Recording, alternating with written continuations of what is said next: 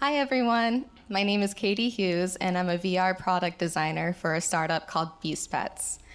For some of you who were here the other night, you might have noticed that during my previous presentation there was a minor technical snafu, so I wanted to put this together so you guys can get the full experience of the 3D software for VR.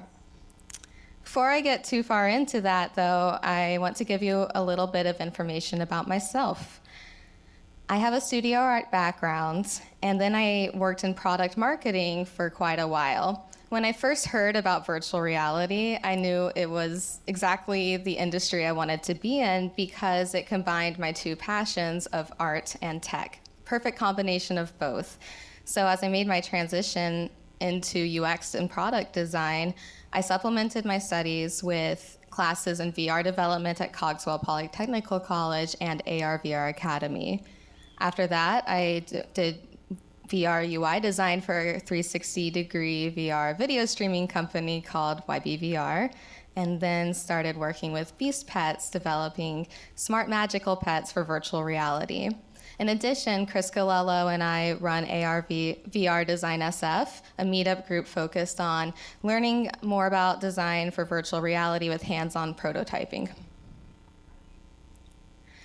So, today I want to take you guys through some of the differences between traditional software that we're used to hearing about and seeing, as well as some of the new virtual reality software that's out here now that I'm sure you've heard about in several of these presentations.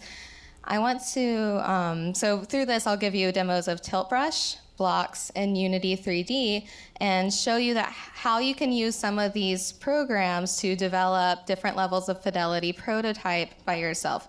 And I'm hoping that by the end of this I can help ease you guys into this software so that you can feel empowered to try it out yourself. So, let's talk about some of the more traditional software that we've heard of for 3D modeling. I think you guys have probably all heard by now of Maya and Blender and things like that. And I wanted to bring this up because I've had a lot of questions from people asking, well, if I'm going into virtual reality, do I have to be an expert in animation, and do I have to know Maya or Blender? Well, the good news is you don't. You really don't at all. I'd say 99% of the time, these are not programs that you have to know to be a UX designer for emerging technologies. First, we'll start with an overview of more traditional software such as Maya and Blender, which I'm sure you guys have heard of before. And the reason I bring this up is because a lot of people have asked me questions like, well, if I'm going into virtual reality, do I have to be an expert 3D modeler, or do I have to know how to animate things? Should I learn Maya? And considering that the learning curve is really steep for these programs, people go to school for years to become experts in them. The good news is that you guys don't have to be, and I would say 99% of the time, it is totally unnecessary to use Maya or Blender or programs such as this for virtual reality UX design. So you do not have to learn this big scary interface. Do not fear. However, what is available to you, which I highly encourage using, are virtual reality tools for 3D creation.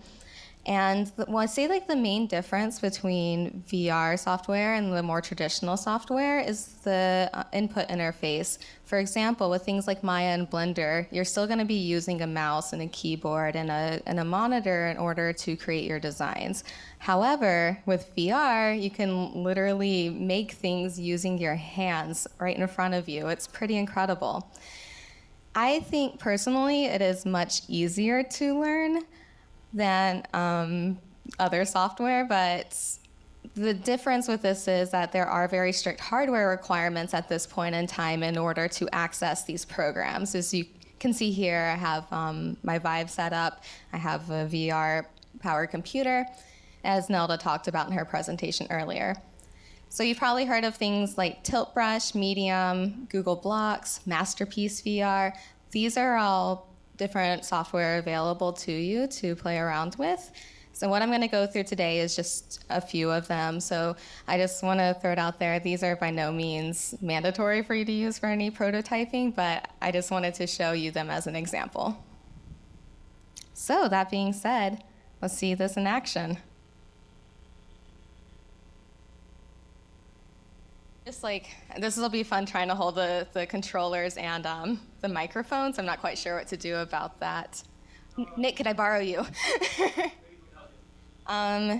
Could you stand near me with the microphone? You mean like? Can you? Am I gonna suddenly appear in the video? Yeah. Like, like just like yeah, that. it's fine. Actually, hold on. Yeah. And my good friend Nick is going to be helping me with this demonstration. So as you can see here, first of all, I opened up Steam. If you've heard of, or Steam VR, and if you've heard of Steam before, it's basically an app store for all the different games and things that you would want to play in virtual reality. So I'm gonna, let's see, there's Beast Pads, there's Rec Room, Kitten Cannon, you know, the basics. So I'm gonna open up Tilt Brush. And I've set up the rest of my equipment prior to this talk, but here you can see what it looks like on 2D screen as it opens. So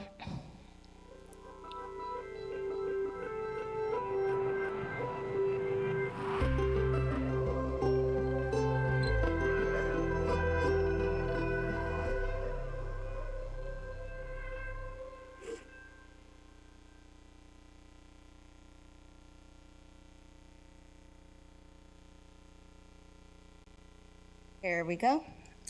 Thank you, by the way, this is very nice. So, let's say I wanted to just quickly render a quick prototype of what a scene would look like if I wanted to make like a dragon in a cave. But I didn't want to have to build it out entirely, either in Unity or something else. This tilt brush is a great way to quickly sketch out ideas as a proof of concept, because then you can put your headset on and be able to get a sense of the colors and how it feels and of scale. Oops, sorry. So first of all, I'm gonna hold, there we go. Let's see if I can get out of this. There we go.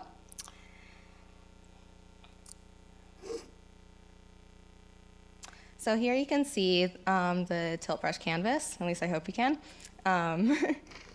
And how I can interact with it. So right now what I'm gonna do is choose this eraser, erase this line I made by accident, and what I can do is then choose the different type of texture I want. For example, I wanna make a wireframe, so I'm gonna choose this wire one. Choose a color that's a bit easier to see. And if I wanted, I can scale my brush size like this by using my thumb and swiping. And here we go.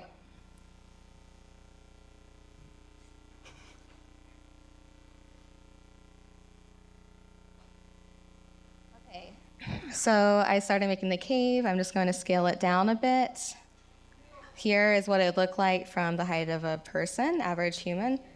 Maybe if this is what it would appear like to a child. So you can mess with the scale a little bit, but it also makes it easier to draw. Okay, so starting the cave. Here we go. Let's say I want to, I'm gonna choose blue now and just make some area around it. There we go. And just for like a cool effect, let's see, there's some smoke. I'm gonna make some white smoke, because there's a dragon in there. Cool. And scale it right back up. I can like go inside, see how it feels. And then what's really cool is there's actually a camera feature. So if I wanted to take a snapshot, I can do that. It'll save to my desktop because I'm logged in through Google. I can take a video as well of my work, and then I'll be able to view it on my desktop later. And then I can save it in a sketchbook. I can also export it if I need to as a model. Let's see, the Labs. right here. So if I wanted to export this sketch to save it as like an FBX file or OBJ file, that way I can import it into things like Unity later. All right. So now that I have the outline of this headset on my face, I want to show you Google Blocks as well. Now, this is something I would use if I wanted to make a low to medium fidelity 3D model.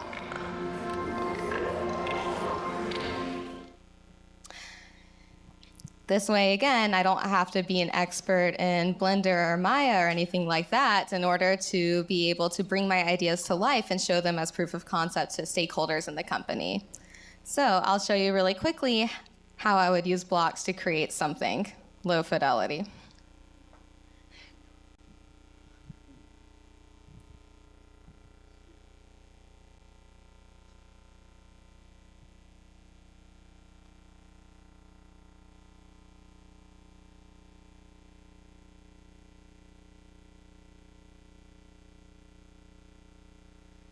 All right, so as you can see here, it has a palette very similar to Tilt Brush. And the great thing with both of these programs is that they have tutorials that will guide you through the entirety of the UI. So that way, if you do have questions after this, don't worry, there's resources in-game to help you out. But just to quickly show you what I would do, let's see. Here I can select what shape I want.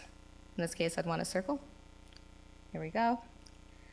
I can manipulate this. I can move the circle around. I can make it bigger by pressing up here on the trackpad. I can choose what color it should be and paint it green. So here is maybe how I could sketch out a dragon really fast.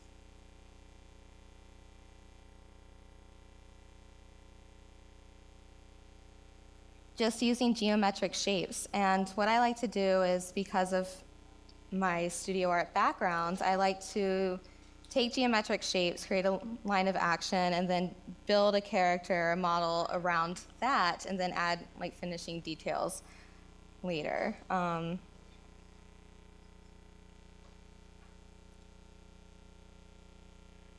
Again, super low fidelity, but here you can see how you could potentially just make a really, really quick prototype in VR, and then you can alter things by selecting like the plane. You can stretch things out.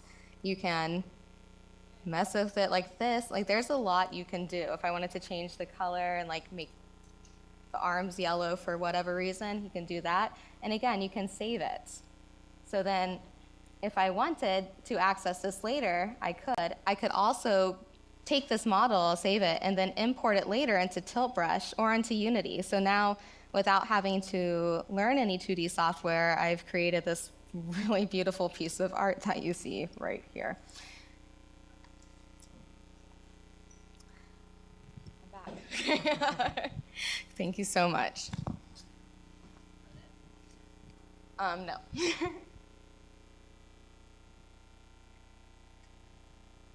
Yeah, so once I saved it, you can see actually like my other uploads from past projects. But what I want to show you now finally is like how I would take these things I've created and then put it into Unity. So let me actually, here we go. So when you open up Unity, I know I promised before you wouldn't have a big scary interface to deal with, but don't worry. It's actually really manageable. And I say this as someone who's not a developer. I use this on occasion.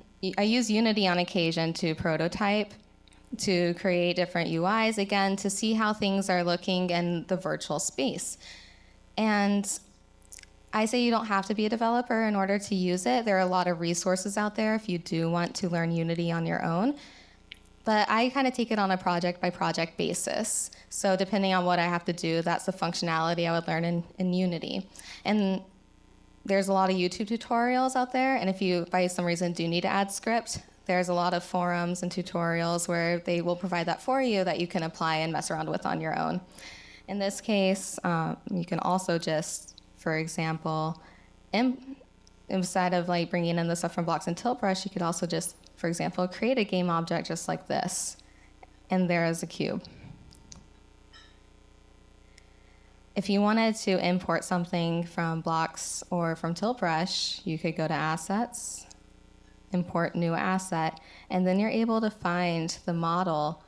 Let's see what this one is. Yep. Saved in the blocks folder on your desktop or documents. And here you can see you have it in here. And what I'm going to do is just drag it in here. Drag it in here. Okay. So here you see these big scary arrows, and here's where it's get a little different because I'm used to using things like Photoshop and Sketch where there's different hotkeys and things like that to manipulate the objects in your space. But Unity is more, I think of it as a film set. So anything in front of the camera here is what's going to be seen because, again, we're working in a 3D environment. So I can move objects in all sorts of different directions. But now I'm going to move this object, this dragon, back here. I'm going to put it in front of this cave that I brought in earlier. I'm going to adjust the scale.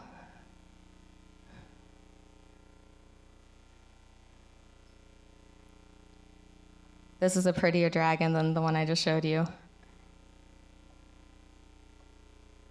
Here we go.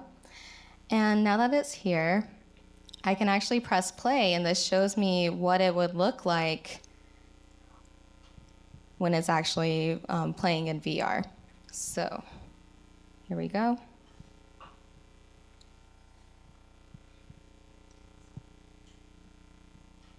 Can you guys see this okay? Cool. So here, now I'm actually in VR, and I can see what my VR experience would look like. He's a sad dragon. When he cries, his tears turn into jelly beans. And I can see if I need to adjust something, rearrange the scale of something, of one of the game objects, move things around, create a UI, things like that. And it's very simple, just using those, just Unity and tilt brush and blocks, I can create a medium fidelity mock-up in VR.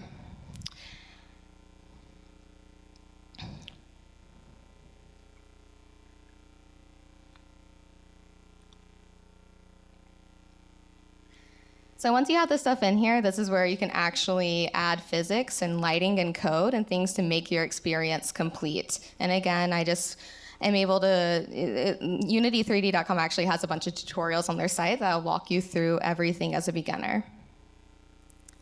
So here you can see an example of low fidelity on tilt brush, something I can just mock up real fast and see how it feels. Medium fidelity is probably I'd use something like blocks and Unity or either blocks and tilt brush. If I wanted, I could have taken my blocks model and imported it into tilt brush while I was in tilt brush and added smoke and other effects. But for something more high fidelity, there's a little bit more that goes into it. So I know for us, at least, we would use a combination of different softwares in order to create a high fidelity product that we could actually go live with. In this case, we used blocks, medium, Blender, and Unity, took the 3D objects that we created in blocks and medium and touched them up in Blender because we do have a 3D animator on staff. The end. Any questions?